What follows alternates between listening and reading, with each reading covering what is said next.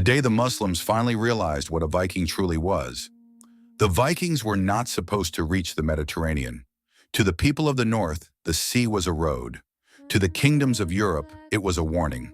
A sail on the horizon could mean trade, tribute, fire, or death. For decades, the Northmen had appeared where no one expected them, on river mouths beside monasteries, inside estuaries, behind coastal defenses built for slower enemies. They did not need to hold land to terrify it. They needed only wind, tide, surprise, and the nerve to strike before a king could gather men. But the Mediterranean was different.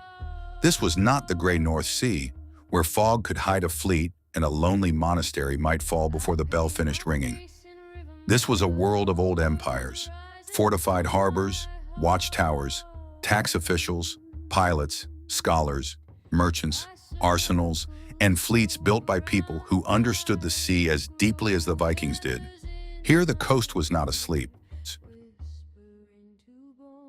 Here, one beacon fire could speak to another, and another until an entire shoreline knew the enemy had come. And in the year 859, according to later accounts, Bjorn Ironside and Halfdan sailed south with a fleet that had no right to be there. 60 or more ships, if the stories are to be believed, thousands of warriors, men hardened by cold water, hunger, rowing, blood, and the old northern hunger for fame. They were not sailing only for silver. Silver was too small a dream. They had heard stories of Rome, the ancient city at the center of the world, the place where kings, priests, and emperors had gathered power for centuries.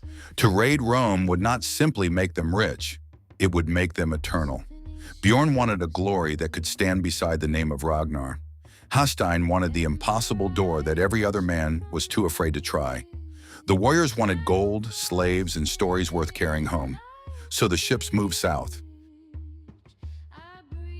Their hulls were long, low, and dangerous, built to ride both shallow water and open sea. Their shields lined the sides like painted scales.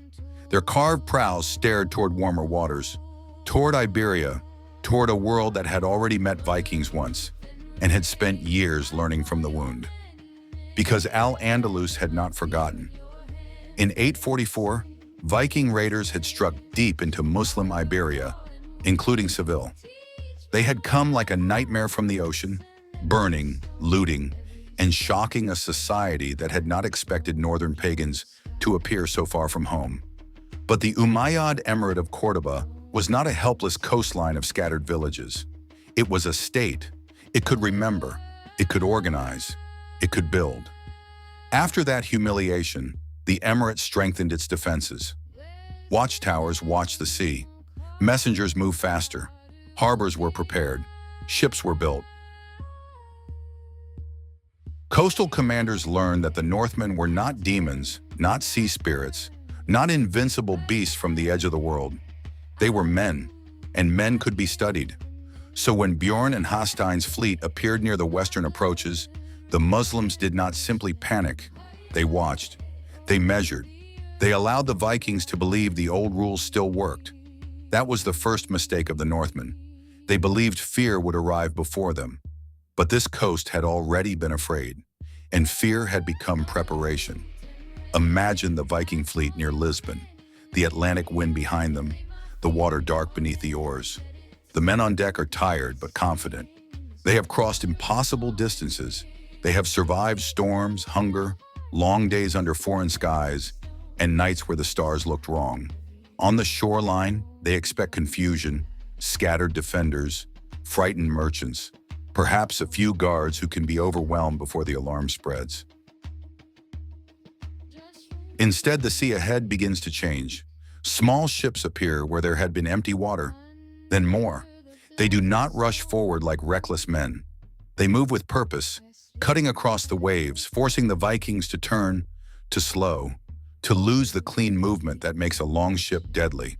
From the shore, smoke rises, not from burning villages, from signal fires. The coastline is speaking. One flame answers another. Hill to tower, tower to harbor, harbor to ship. And the message is simple. They are here. Bjorn stands near the prow of his ship and watches the smoke climb into the pale sky.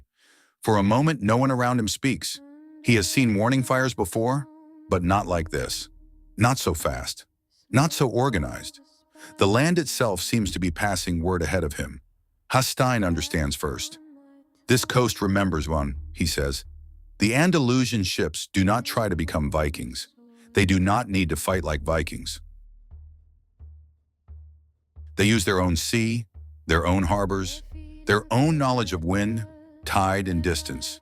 Fire weapons are prepared, arrows darken the air, burning projectiles fall among tarred ropes, dry shields, wool cloaks, and sailcloth.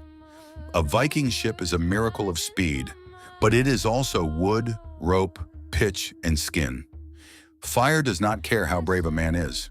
For the first time in the voyage, the Northmen understand that they are not attacking a sleeping coast. They are inside a system. A Viking can be terrifying in hand-to-hand combat. Give him a shield, an axe, a narrow gate, and an enemy within reach, and he becomes a storm of iron. But what happens when the enemy refuses to give him that moment? What happens when the fight begins at a distance, with fire, maneuver, and signals? What happens when the men on the coast do not break, do not scatter, do not wait to be surprised? Bjorn's men fight their way out, but they do not win cleanly. Ships are damaged, men are lost, pride is wounded. And worst of all, the Vikings feel something they are not used to feeling at sea. They feel observed. Every movement south is followed by eyes from the shore. Beacon fires answer one another in the night.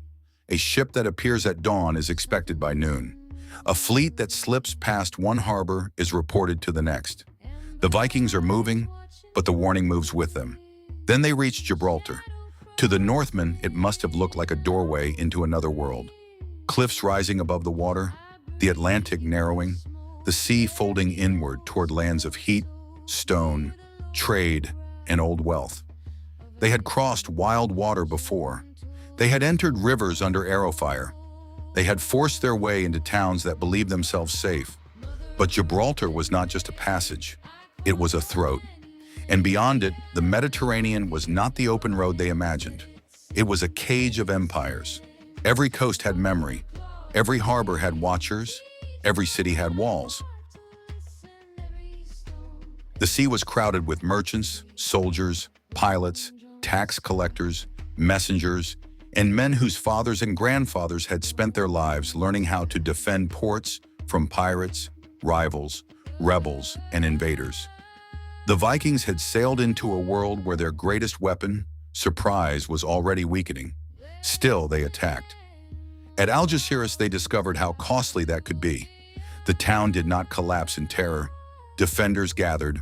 Archers found their marks. The approaches were known. The harbor was watched. The Northmen pushed forward with axes, shields, and the terrible confidence of men who had broken walls before. But here, discipline met them. Not one frightened crowd, but organized resistance. Not a village stunned by sudden violence, but a fortified place inside a defensive network. Arrows struck shields like hail. Stones fell. Men burned. Bjorn saw one of his own ships catch fire near the waterline. At first, it was only a small orange tongue licking at the pitch. Then the flame found rope, then sailcloth, then air. Within moments, men who had faced spear walls without blinking were beating at fire with their bare hands. One warrior screamed not because he had been cut, but because his shield arm was burning. Bjorn had known fear before, but this was different. This was the fear of realizing that courage was not enough. The Vikings came close enough to smell the city and far enough to understand they could not simply take what they wanted. In the north, speed had made them kings of terror. Here, speed was not enough. Courage was not enough.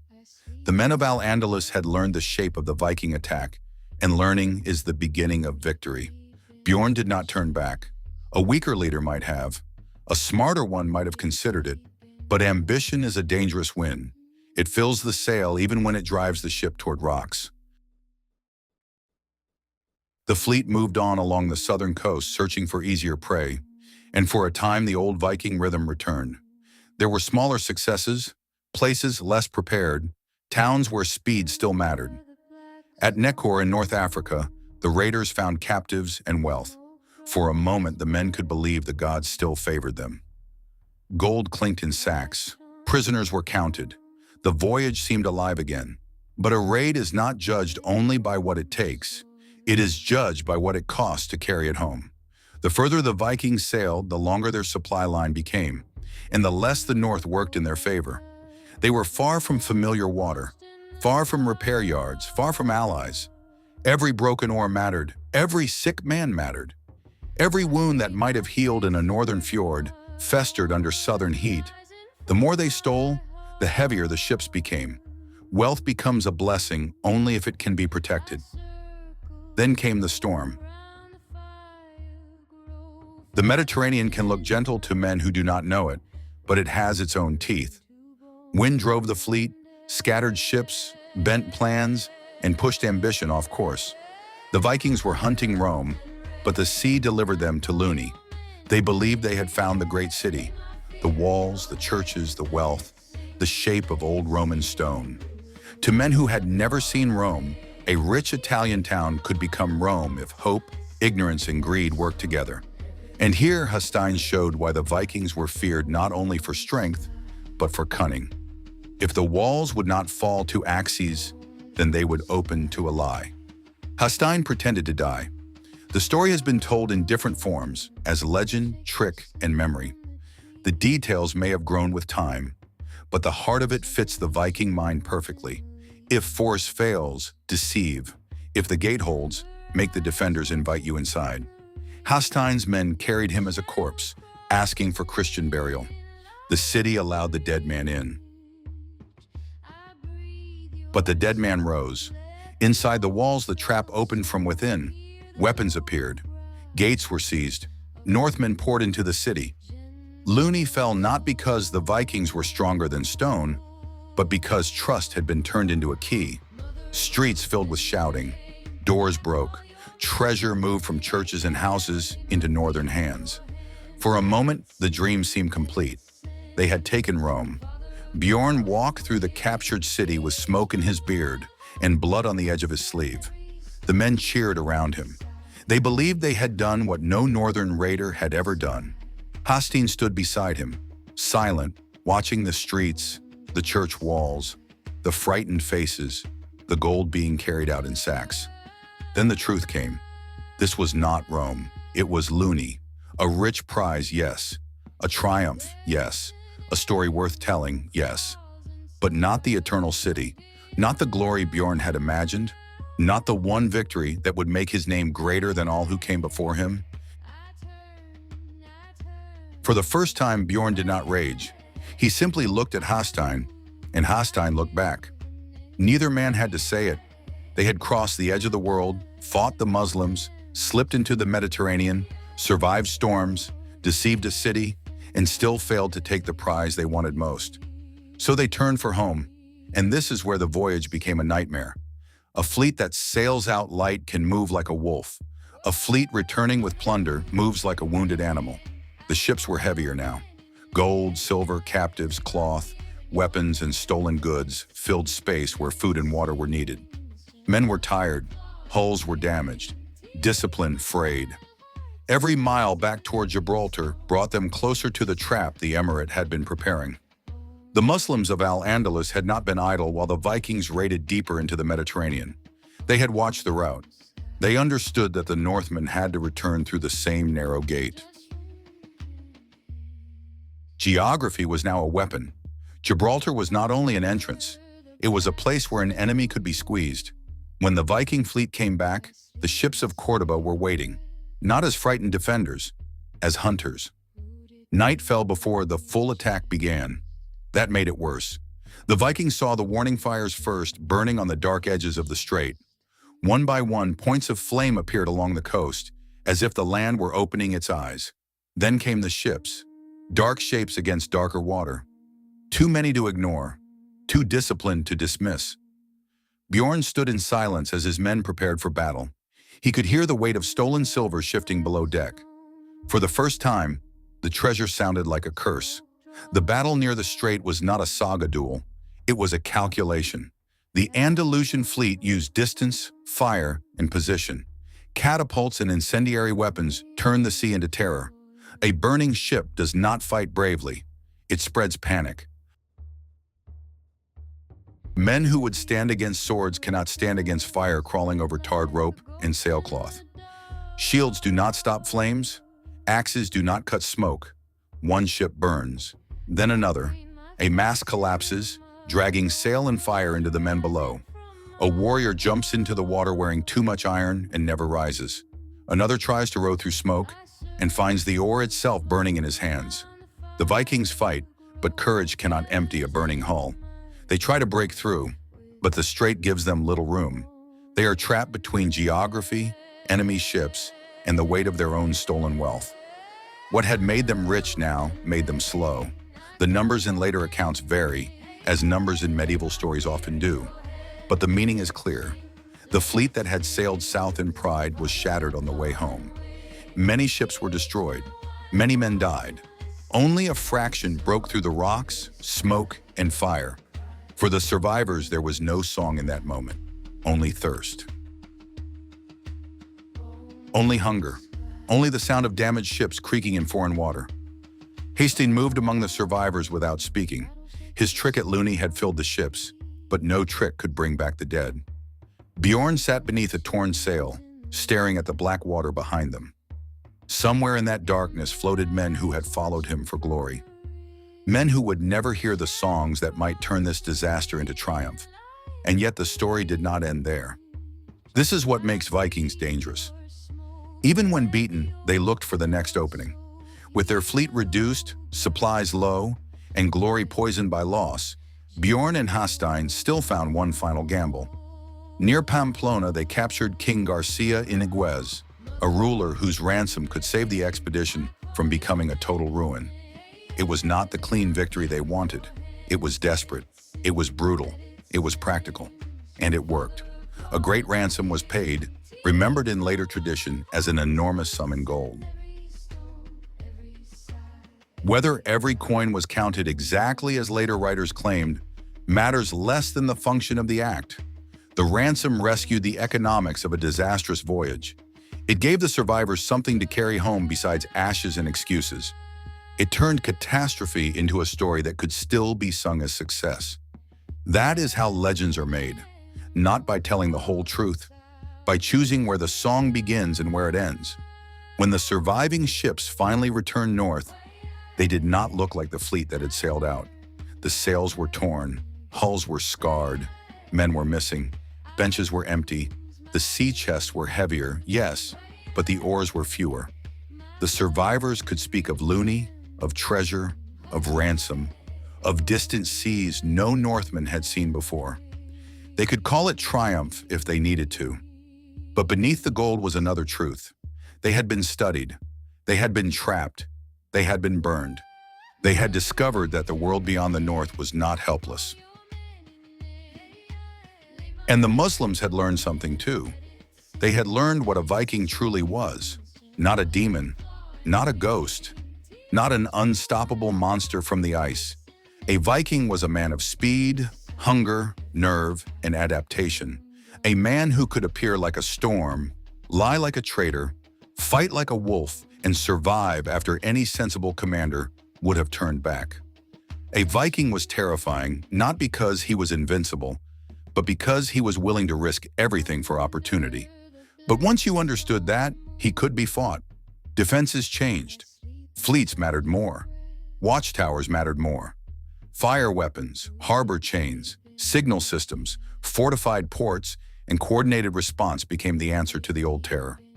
Christian kingdoms learned the same lesson in their own way. The age when a few ships could strike an unprepared coast and vanish with ease was not gone in a single year, but it had begun to change. The Viking advantage had always depended on surprise. In the Mediterranean, surprise met memory. Their mobility met organized states. Their courage met fire. Their hunger met logistics. Their ships met fleets that had been waiting. And that is why the voyage of Bjorn and Hastings is so powerful. It is not a simple story of victory or defeat. It is both. A raid that became legend, a dream of Rome that ended in Luni, a fortune saved by ransom, a fleet gutted by fire, a triumph sung by survivors, and a disaster remembered by the empty benches on the ships that never came home. The day the Muslims realized what a Viking truly was also the day the Vikings learned what the South truly was. Not soft, not sleeping, not helpless. The Northmen had entered the Mediterranean believing the world was a coast waiting to be raided. They left knowing some seas have teeth, and some gates only let you in because they are waiting to close behind you.